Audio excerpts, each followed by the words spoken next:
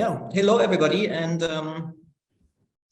I hope you have had a good meeting this morning. I was able to join in, and I'm sorry I cannot be there in person today because I'm running a compounding trial, which has been booked for several months. So, but it's good to be in touch this way, and yeah, I'd like to present something about the work we've been doing as part of the Basajaun project. And it's dealing with, well, connecting to the work of Garnica, a novel type of top sheet that can be made out of recycled wood and biopolymers. So you have an alternative to thermoset type top sheet. I've compiled here the objectives. First of all, a few words maybe about our institute. Myself, my background is in wood science, and I've been working at Fraunhofer WKI since 2006. I think there's a keynote today or tomorrow from our institute director, and I'm sure he will say a bit more about what we're doing. But in general, we work with all types of wood-based composites and develop them together with industry to some applications that can be used in buildings. So Basajaun for us is a very exciting project where we can really see that the materials go into use. Now, here in this case, we wanted to provide an alternative to thermoset-based laminate, such as high pressure laminate, for use on plywood. And we used the Garnica material as a starting point. And the focus of the work was to work on the fire resistance. So as a benchmark, we said we want to have at least a performance which is as good as plywood with HPL. And of course, in addition to fire resistance, you need other properties that should be, should fulfill the requirements, like surface soundness, so that the top sheet is really adhering well to the plywood. You need strength, stiffness, and other properties.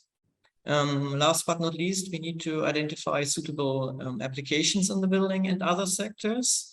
And we want to show that the material is truly recyclable. So what is the first step? You need a compound because we're dealing with the thermoplastic material. You need compounding equipment.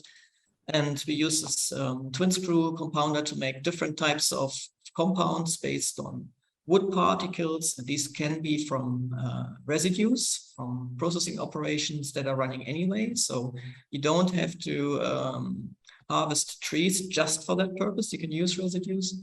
You could also use potentially waste wood. In that case, you need to see if there are any components in there that could be problematic. So first we work with clean waste wood, so to say. And the second ingredient, of course, is your thermoplastic, and I'm coming to that later. And the main third ingredient, of course, the fire retardant. So you mix that, you have your strands that are chopped, and you get these nice granules, and you can feed them into another type of extruder. It's a single screw extruder in that case, where you have this, you can see the die here, and the length or the width rather of this die is approximately, in this case, 40 to 50 centimeters. So you get your sheet out, and you can basically roll that up. You can see here that it's bendable. The wood makes it stiffer, of course, but you can blend your polymers such that you have a rollable sheet in the end. Now, at first, we only need small specimens to do our tests. So we didn't want to fabricate huge amounts of plywood test samples. We used these smaller ones. I think one of these Garnica plywood is 450 by 450 millimeters in size. So you get an idea. And what we did is we added these thermoplastic sheets on top. We used different paper layers too to prevent ruptures, because it's not so simple to combine this thermoplastic and the plywood. If you like, you can use an adhesive to glue your top layer. That's also possible. It all depends on your pressing technology. It's quite elegant to not use an adhesive, also maybe in terms of recycling. but you need higher temperatures, of course, because if you use a polyurethane adhesive, then it's only 20 to 40 degrees that you need. So the first test we did is to see if surface soundness is okay, if you have a good adhesion. And here are some examples of the test specimens, as you can see after test, where you have either 0 wood failure or you have 100% wood failure. And this is really what you want to see, because then you know that your rupture is occurring in the wood and not between the top layer and your wood. Yeah, what's the benchmark? I mean, surface soundness, there's different benchmarks you can take.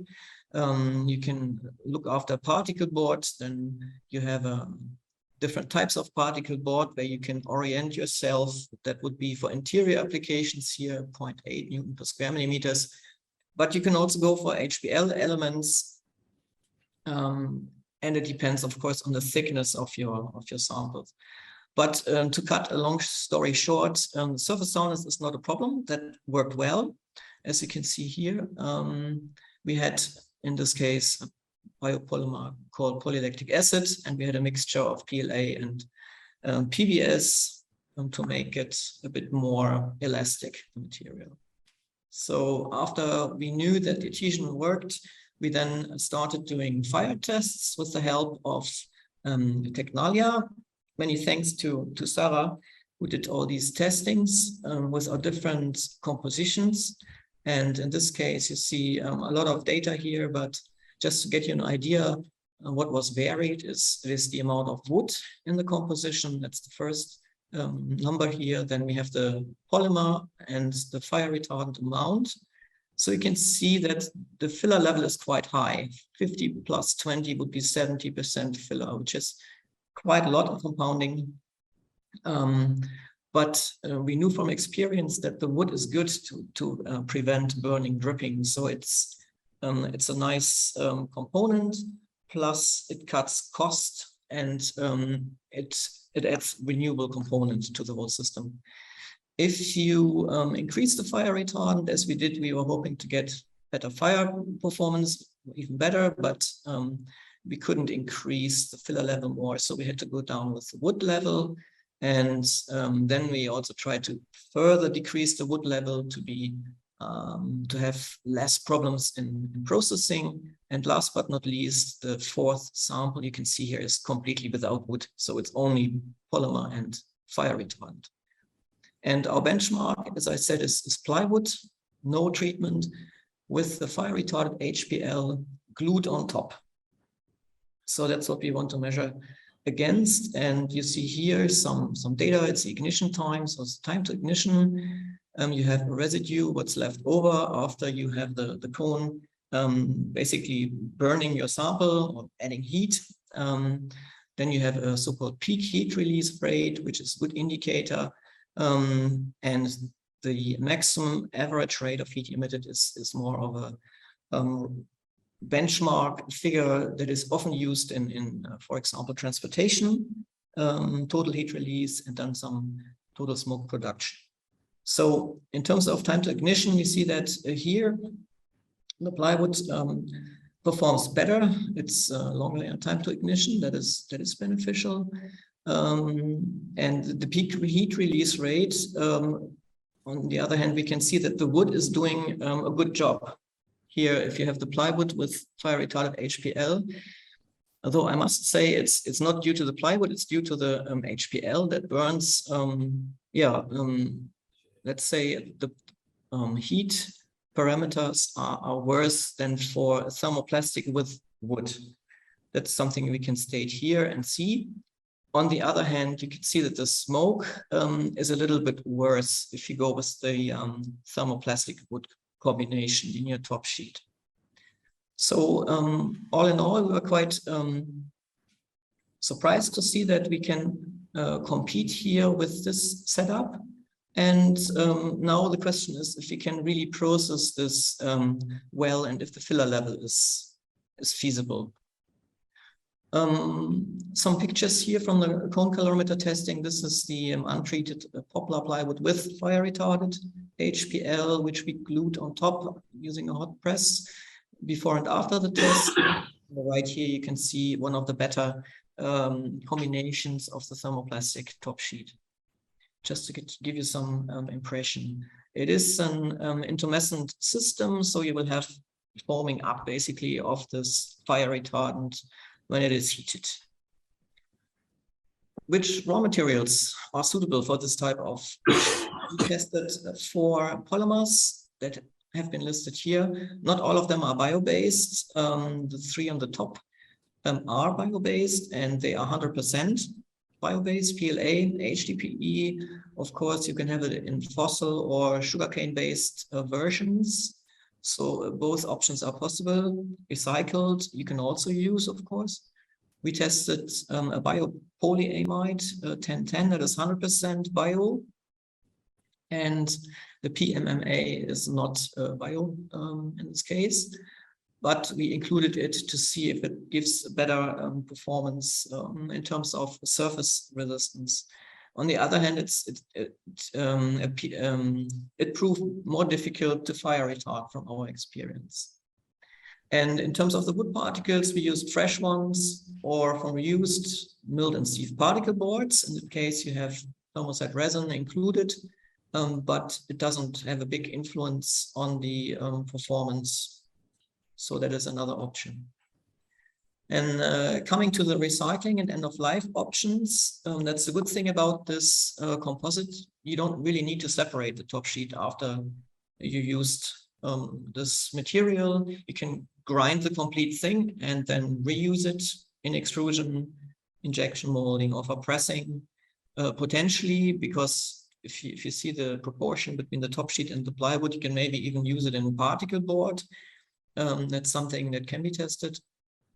I don't think that the adhesive, which is in the plywood, is causing problems in that case.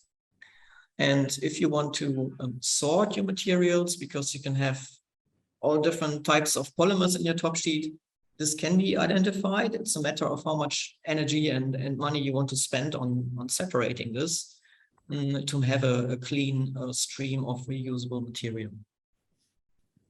Yeah, last but not least, let me point you to our fact sheet that we made as part of Basajaun, where you have some pictures of the final material and the unique selling points that we think are there and are further to exploit.